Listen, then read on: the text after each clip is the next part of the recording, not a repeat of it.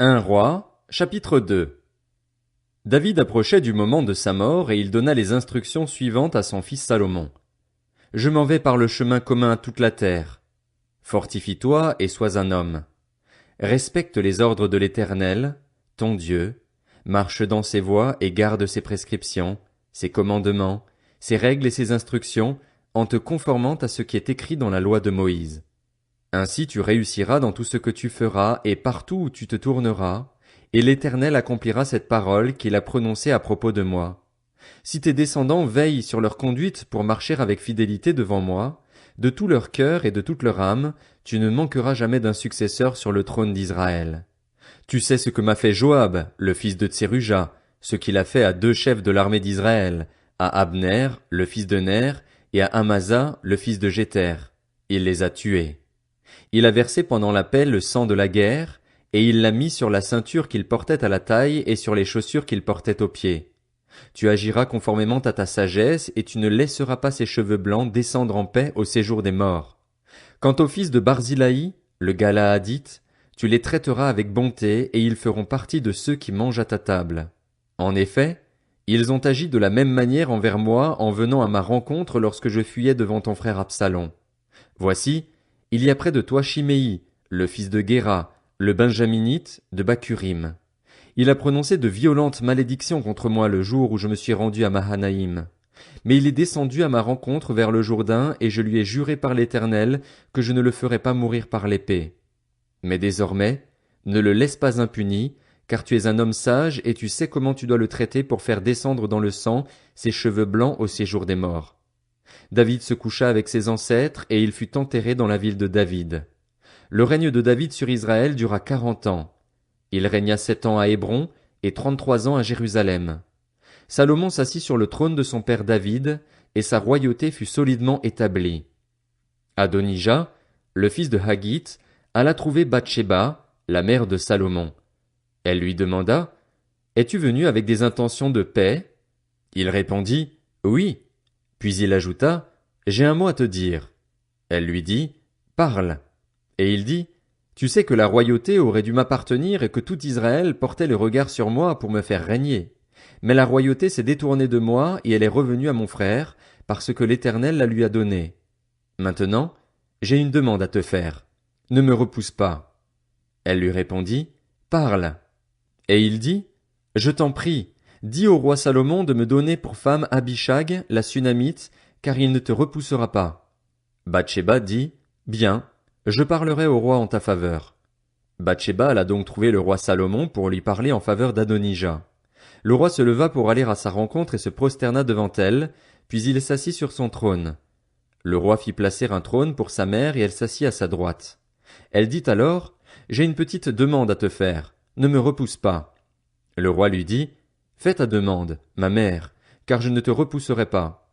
Elle dit, Qu'Abishag, la Sunamite, soit donnée pour femme à ton frère Adonijah. Le roi Salomon répondit à sa mère, Pourquoi demandes-tu Abishag, la Sunamite, pour Adonijah? Demande donc la royauté pour lui, puisqu'il est mon frère aîné. Demande-la pour lui, pour le prêtre Abiatar et pour Joab, le fils de Tseruja. Alors le roi Salomon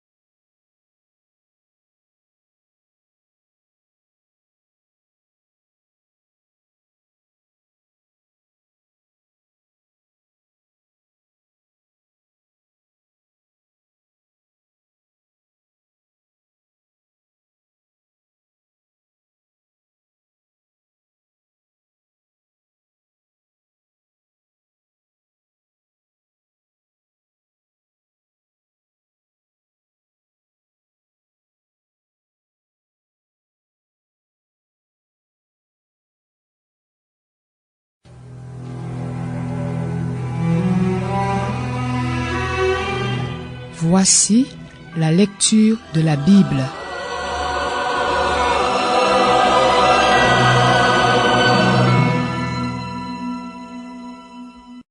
Un roi, chapitre 3. Salomon s'allia par mariage avec le Pharaon, le roi d'Égypte. Il prit pour femme la fille du Pharaon et il l'installa dans la ville de David en attendant d'avoir fini de construire son palais, ainsi que la maison de l'Éternel et le mur d'enceinte de Jérusalem. Le peuple n'offrait des sacrifices que sur les hauts lieux, car jusque-là on n'avait pas encore construit de maison en l'honneur de l'Éternel. Salomon aimait l'Éternel, suivant ainsi les prescriptions de son père David. Toutefois, c'était sur les hauts lieux qu'il offrait des sacrifices et des parfums. Le roi se rendit à Gabaon pour y offrir des sacrifices, car c'était le principal des hauts lieux. Salomon offrit 1000 holocaustes sur l'autel. À Gabaon, l'Éternel lui apparut en rêve pendant la nuit et Dieu lui dit : « Demande-moi ce que tu veux que je te donne. » Salomon répondit : « Tu as traité avec une grande bonté ton serviteur David, mon père, parce qu'il marchait en ta présence dans la fidélité et la justice, et avec un cœur droit envers toi. Tu lui as conservé cette grande bonté et tu lui as donné un fils pour siéger sur son trône, comme on le voit aujourd'hui. Maintenant, Éternel mon Dieu, tu m'as établi roi, moi ton serviteur, à la place de mon père David. Or je ne suis qu'un jeune homme, je n'ai pas d'expérience. Ton serviteur se trouve au milieu de ton peuple, celui que tu as choisi, et c'est un peuple immense, si nombreux qu'il ne peut être ni compté ni recensé. Accorde donc à ton serviteur un cœur apte à écouter pour juger ton peuple, pour distinguer le bien du mal. En effet, qui serait capable de juger ton peuple, ce peuple si important ? » Cette demande de Salomon plut au Seigneur. Et Dieu lui dit : « Puisque c'est cela que tu demandes, puisque tu ne réclames pour toi ni une longue vie, ni les richesses, ni la mort de tes ennemis, mais que tu demandes de l'intelligence pour exercer la justice, je vais agir conformément à ta parole. Je vais te donner un cœur si sage et si intelligent qu'il n'y a eu avant toi et qu'on ne verra jamais personne de pareil à toi. Je te donnerai en outre ce que tu n'as pas demandé, des richesses et de la gloire en si grande quantité qu'il n'y aura pendant toute ta vie aucun roi qui soit ton égal. Et si tu marches dans mes voies en respectant mes prescriptions et mes commandements, comme l'a fait ton père David, je te donnerai une longue vie. » Salomon se réveilla, et voilà quel avait été son rêve. Il revint à Jérusalem et se présenta devant l'arche de l'alliance du Seigneur. Il offrit des holocaustes et des sacrifices de communion, et il fit un festin pour tous ses serviteurs. C'est alors que 2 femmes prostituées vinrent chez le roi et se présentèrent devant lui. L'une des femmes dit : « Pardon, mon Seigneur, cette femme et moi, nous habitons dans la même maison et j'ai accouché près d'elle dans la maison.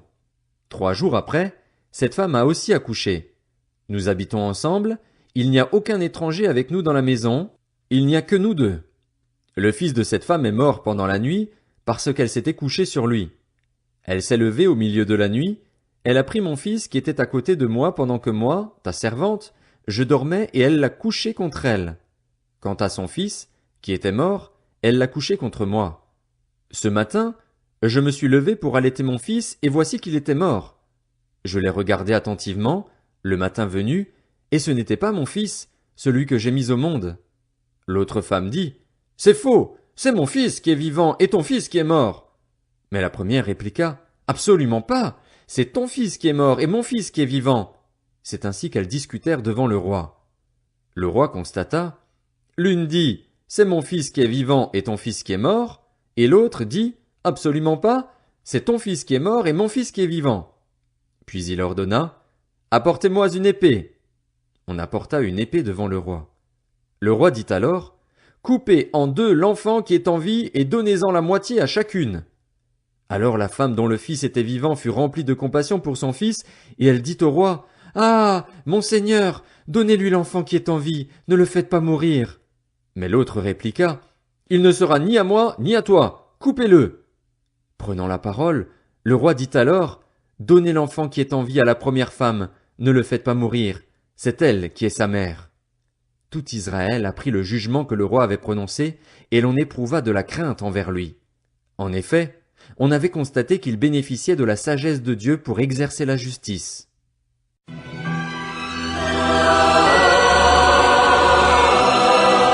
C'était la lecture de la Bible.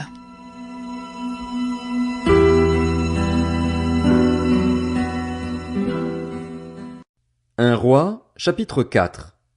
Salomon était roi sur tout Israël. Voici les hauts fonctionnaires qu'il avait à son service.